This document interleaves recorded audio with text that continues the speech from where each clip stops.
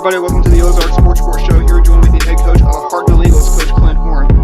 And for today's show, we got a weekly recap to do with the head coach of the Hartville Eagles, Coach Clint Horn. Recapping this 2020 fall season, the Hartville Eagles opened the fall season with a 12-2 win over Crane, who finished 24-4 on the year. Then the Eagles got loss number 1 against Ellington. Let's call it a weird ending to that game. With Ellington, they lost that game 6-5 on a walk-off. Then the Eagles went home to play Portland. They defeated 2-8 Portland by a score of 14-4. Then the Eagles went down to Webster County to play Seymour, and they beat Seymour by a score of 18-8. Then the Eagles went over to play Iberia, and they beat Iberia by a score of 6-2. Iberia finished 15-4 on the year. Then on September 8th, the Eagles went on and played Norwood. They lost to Norwood by a score of 8-6. That was their second loss of the year. Then they were supposed to play Gainesville. That was canceled, I believe due to this ongoing pandemic of the coronavirus. Then they played 7-10 Mansfield, and they defeated Mansfield in 8 innings by a score of 3-0. Going to the Crane Fall Woodbat Tournament, the Hartville Eagles also played Galena. That was in the Galena pool, and they beat Galena by a score of 9-0. Galena finished 9-9 on the year. Then they played another SWCL foe in Sparta, and they beat Sparta by a score of 15-3. Then the Eagles came to Crane to play Purdy, and they beat Purdy by a score of 7-0. Then the Hartville Eagles were in the Crane Fall Woodbat Tournament Championship, and they played Crane and lost to Crane by a score of 18-4. Then the Eagles came out of the Crane Fall Woodbat Tournament to play Marion Sierra Morrisville, and they lost to Morrisville by a score of 12-7. Then the Eagles were in the Conway Fall Classic with Dora, Max Creek, and Wablo. They beat Dora by a score of 18-3. Then they beat Max Creek 1-13 Max Creek by a score of 20-2. Then they played Wablo, 12-8 Wablo, and they beat Wablo by a score of 11-1. Then they played Dora again. Dora came in at 4-10, and they beat Dora by a score of 10-0. Then they played Conway and beat Conway by a score of 13-4. Conway finished at 8-10, and they played Licking, and they beat Licking by a score of 3-0, with Licking going 11-6. Then going on to the Summit Conference Baseball Tournament, they played Portland and beat Portland by a score of 9-0. Then they played Mansfield again and beat Mansfield by a score of 4-1, and they played Norwood in the Summit Conference Tournament Championship game on October 8th. Norwood came in at 10-2, and they beat Norwood by a score of 3-0. So, Coach Horn, going into this season, what was your game plan going into this 2020 fall season? Well, we just had to fill some big shoes from the spring before, that we lost to COVID. We lost 3 seniors that all went on to play college baseball. One of them was our leadoff and shortstop, so we had a big spot to fill there. And the other 2 were 2 of our top 3 arms on the mound, so we knew we were going to have to find some guys to fill those innings for us. I think it took us a little while, but towards the end of the season, I think we went on a 9-game winning streak there at the end, and our last 4 games of the season, we only gave up 1 run. So I think we kind of got our pitching staff figured out for the spring if we can stay healthy. Offensively, I thought we did a pretty good job overall. We had to make some adjustments losing our leadoff hitter, and we had to find somebody to hit there. And then, we also lost our 4 and our 5 hole from the year before, so we had to find some guys to hit the middle of the order. And, we just found a way to win games. I know there was some lopsided scores in there, but a lot of those games were close, 1, 2, 3-run ball games. And I was really proud of our guys for all of the changes that we had to make with our lineup, to figure out how to win those close games. Just figure out the way to win those close games. And now, so what were the positive sides of those games that you played? You guys went 17-4 on the year, so in those 23 games, what were the positives that you saw from those games? The big positive was really the pitching staff towards the end of the year. We had a plan going into the season. At the start, it worked out. Our ace is Brody McNeil. We know once a week when he steps on the mound, he's going to give us a really, really good chance to win. He had a absolutely dominant fall. He gave up 2 earned runs all fall. But the big question was who was going to step into the 2, 3, 4, 5 spots. Rice Piper, we originally had slated as our number 2, and he did a really good job for us. But he's a guy that could bounce back so much that we kind of went away from starting him and using him out of relief 2-3 times a week. Braden Brandstetter was a huge positive for us. We kind of found him in the middle of the season. He stepped up and took that number 2 starting role on. Braden's a guy that, you're only going to give us probably 4, maybe 5 innings in a start. But once we, if we can get through those 4 or 5 innings, it's with very few runs given up and turning the ball over to Piper, that was huge. So we feel really confident in those top 3. Then we got Hunter Lowry, Eric Wilson, and Justin Parker rounding out the rest of the pitching staff right now. Those guys did a good job. They come in and compete. They throw a lot of strikes, and we're not the old staff that we had in the past, but we're going to strike a ton of guys out. We got to field it well, but those 6 guys gave us a chance to win almost every ball game this fall. So we were very excited about that. You guys were very excited about that. So now there were some negatives that we'll have to discuss from this 23-game season that Hartville played. So what were the negatives that you saw from the games you guys played? Our biggest negative this fall was actually our defense. I thought it was going to be a strength, but we booted it around at times. And when you look back, our goal each game is to have 2 or less errors a game. I think we only averaged 2.5, but it was just one of those seasons where we either played perfectly on defense and no errors and everything was smooth. But when we just kind of felt like when we had 1, we were going to have 5 or 6 or 7. In those 4 losses, defensive miscues were really the results of those, and that's something we got to get cleaned up before the spring. We are definitely athletic enough, we build it well enough, and we throw it well enough that we got to clean up some of the defensive stuff. In our losses, in that game we lost 6-5. We had 3, and it was early. It was first day of the season. We were just coming off of beating Crane in the first game and playing back to back. We had 3 defensive miscues in the last inning with a 5-3 lead that cost us that game. Then you go to the Norwood game. We scored 6 runs, and I'm a believer if you score 6 runs in a baseball game, that should be plenty enough to win. Our pitching was good enough to win that game. We didn't build it behind our pitcher. You go to the Crane game where we give up 18 runs. I don't even want to go back and look at how many errors we had in that one. And then the Morrisville game where we lost 12-7. Once again, you score 7 runs in a baseball game, you've got to find a way to win that. And after that, we kind of cleaned it up. Like I said, we went on a 9-game winning streak. We still had some errors at times, but our bats and our pitching were able to work around them at that point, which was a big plus. But like I said, we got some stuff to clean up. We're already getting after it, and we're hoping that this spring we have a different result defensively. Just had that good result defensively. So the errors were costly for this Hartville team. Going back to the second game they played Crane, where Crane pretty much put 18 runs on them, and they held Hartville to 4 runs. That was when Crane was on a lengthy winning streak. Looking at their record at 24-4. So Coach Harmon, he has built a team. With 2 losses at the beginning of the season over at US Ballpark to Hartville and then Silo, Oklahoma. So what have you seen in the SWCO with a team like Coach Harmon or a coach like Coach Harmon and maybe coaches like Coach McGowan over at Galena, the coach at Sparta, and Coach Hughes over at Purdy? Yeah, the SWCL is always good. We enjoy coming over and playing those guys. We know it's going to be competitive, good baseball games.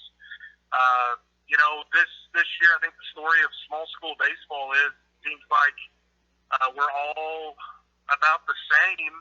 It just kind of comes down to some pitching matchups. Seems like everybody's got 1 or 2 really good arms. Offensively, we're all average to just above average. It seems like we're all pretty quick. And it really just comes down to matchups. The first time we played Crane, we had our number 1 on the mound. He threw really well. We got Crane 12-2, and the next time we played him, we knew we didn't have our number one available because he had just thrown a complete game no-hitter against Purdy 2 nights before that. So we knew we were going to have to score some runs, and they came out and jumped on us early.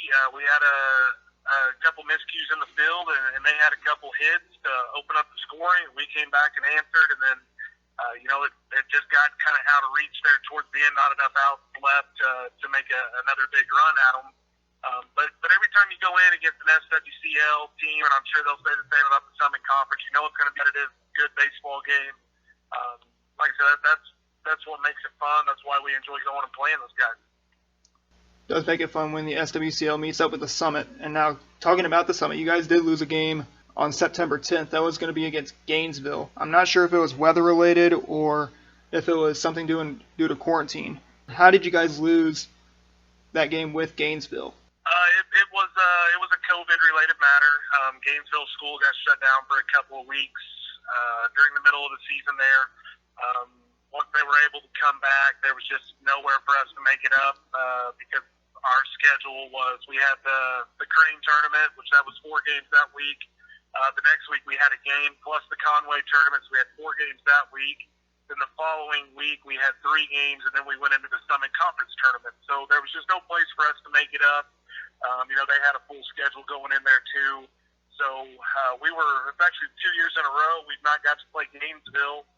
We didn't get to play 2 falls ago because we got rained out, couldn't find a date to make it up. And obviously we lost the spring. So not got to see those guys in a while. They got a new coach down there. Really don't know what to expect. I know they had a good season. But yeah, we were pretty fortunate this fall. That was the only game that we lost. We didn't lose any to rain. So that was good after losing the spring to get to play as much as we were able to. Also looking at tournaments, you guys won 2 out of 3 tournaments. You won the Conway Fall Classic, and then you won your Summit Conference Baseball Tournament with wins against Dora, Max Creek, and Wablo in the Conway Fall Classic, and then you beat Fordland, Mansfield, and Norwood in the Summit Conference Baseball Tournament. So to win 2 tournaments out of 3, is that something that players or that fans are going to look on, and how schools are going to look on for the spring when you win 2 out of 3? Well, I think so, and we pride ourselves on, hey, we want to make the championship first. And you can't win it if you're not there. And we played for 3 tournament championships this fall. I wish we could have gotten all 3 of them, but winning 2 out of the 3, if you'd have said at the beginning of the fall, would you take this? We'd say absolutely. I was proud of our guys finding a way to get to the championship. I really like fall tournaments because I think it prepares you for the district tournament, especially the way these tournaments are set up. It's not single elimination, but you have to win your pool play games to get to the next round, or you're not going to make it. And we were able to do that. Like I said, we took 2 out of 3 of them, and I was proud of my guys. I think our school was, and it was just good to get out there and compete again in a tournament setting. It's good to get out there and compete in that tournament setting. And those tournaments, they are fun. They are fun to do. Now, as we're going to be looking at now, the spring season, as it looks small, but it's going to be getting bigger. You're going to be in, looks like 3 tournaments from what I see. It's the Purdy tournament and then the Southern Invitational. So what are you going to see? Like, who is your first game going to be? Is it going to be right to the Purdy tournament to start up the spring season? Actually, we got Spokane to open up that Friday of the spring, and then we go into the Purdy tournament the next week. I know there's still there's 8 teams in it. They're still trying to figure out the format we're going to use. I know there's some travel issues that they're trying to take care of. We're excited to go to that because there's outside of Crane, and we matched up with Purdy in the fall just because of the tournament. It's just new teams that we don't get to see up here. So we're excited to play some different people there. We have our own home tournament after that, and then we go to the Southern Invitational, which is hosted between Dora and Mountain Grove. So we did see Dora in the fall, but we don't play them in the spring. We do play Mountain Grove in the spring, but I believe the other teams in that tournament too are also teams we don't play in the spring. So excited to play some new people. With having fall baseball and playing locally, it seems like you play guys over and over. So we're always trying to find ways to play some different people that we don't normally see. And this was the easiest way to do it. Just the easiest way to do it, and also looking at this spring schedule, you guys are not going to be in the Clever right off the bat tournament, which is a pretty good sized tournament that goes on in March that Coach Snyder usually puts on there at Clever. And there has been an MLB draftee coming out of Aurora and Wyatt Sparks who actually played in that tournament there at Clever. So when you looked at the right off the bat tournament, what have you seen in that tournament? Yeah, we really enjoyed that tournament. Number one, it was nice because Aurora and Forsyth had turf, so barring a snowstorm, you were going to get to play. The reason why we ended up ultimately getting out of that tournament was our basketball has been so successful, and they've been Final Four contenders here the past several years. So we were going into the start of the season with a lot of those guys, they just weren't fresh or ready to go. Well, in the past, some guys I had, most of my pitching staff were non-basketball players, so we were able to have them ready to go right out the gate, pitching-wise, in March. And this year, I think only two of my top six arms only one of my top six arms does not play basketball. So, and the tournament was getting a little big and competitive for us. Not that we were scared to do it. If it was in, middle of April, we never would have gotten out, but we didn't feel like we were going to have the arms ready to go to play 4 games the first full week of the season. If our basketball team is able to make another run, in the postseason. So that's why we ultimately got out. Loved playing in the tournament. It was great to get tested right out the gate. We knew we were going to get that monkey off of our back because we were going to get beat once or twice or maybe even 3 times in it. And, like I said, if it was like it was in the past and most of our arms did not play basketball, we definitely would have stayed in that.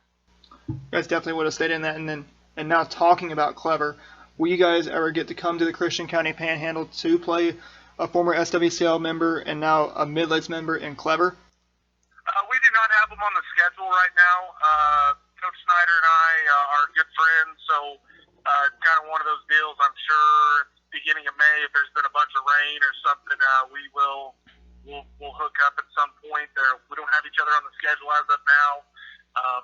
We had in the past, and then we tried to match up in his tournament the past couple of years. So it's always an open door there for us to play. But as of now, with us playing in 3 tournaments, we had to make some tough decisions and drop some games.